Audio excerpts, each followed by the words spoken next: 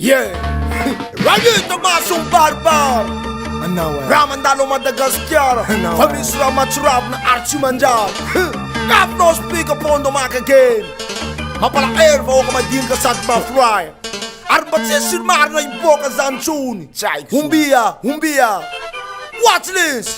Yeah, GAFILO speak upon the mic again Bombastic with him What would John Vola ni marine, oh yo. What would John Vola ni marine, Fatima Kertun. What would John Vola ni marine, oh yo. What would John Vola ni marine, Fatima Kertun. Anambula na pita, el kube vava, mandalam tripnal, sakayu rava. That matunga fawo kamputa mai, mafia malaki anaro jab, kaya tarai. Cool, nanda kandi de fool, nani sa umana barafa kai kochun. Banamula fasa chambano, takafitan fula, takatichi fitamura. Awakana natina fatun rekil. You come here for big kill. I'm a rising and one broke for no machine. Try to get in a marna tamni. What would John Vola ni marine, oh yo. What would John Vola ni marine, Fatima Kertun. What would John Vola ni marine, oh yo. What would John Vola ni marine, Fatima Kertun. Futi la sa main, di la foot. Sali Kamura, Mandalam Zoti. Why? Cool corruption. Kanune Susa umana barazanyan man. Why?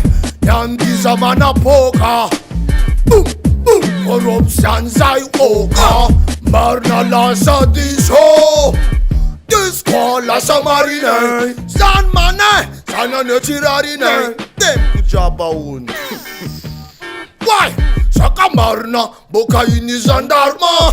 Bombo clat Manin maro at simfana kujaba ulkaraza Yama Manin ma Mazati manan waitang fula Anayu Wala wavyam na uchimeti Oh yes What would John Vola ni marine, oh yo. What would John Vola ni marine, Fatima Kertun. What would John Vola ni marine, oh yo. What would John Vola ni marine, Fatima Kertun. Sana Archian Logan Rasanai. Sana Archian Logan Rasanai.